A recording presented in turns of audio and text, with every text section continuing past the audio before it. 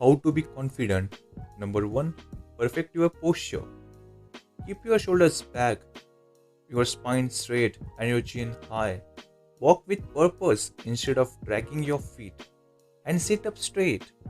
When you look like a confident person on the outside, you will be approached as the one by the world around you.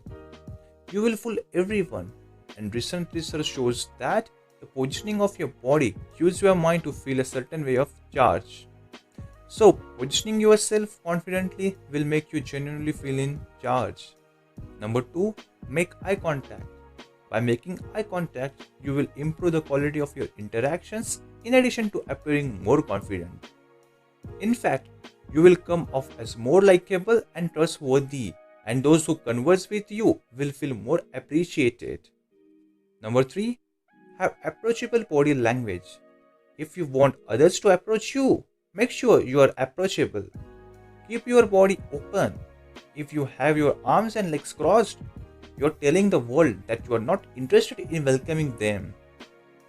Same goes for your face and hands. When you start feeling confidence, you will naturally start to improve your posture. Number 4, recognize your talents and good qualities and write them down. Focusing on your better attributes will distract you from perceived flaws and boost your sense of worth. Think of your good qualities in looks, friendships, talents, and most of all, personality.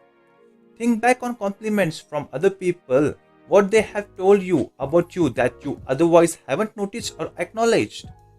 Remember past accomplishments. It can be something other people recognized, like being at the top of your class, or something only you know about, like a quiet act of service to make life easier for someone else.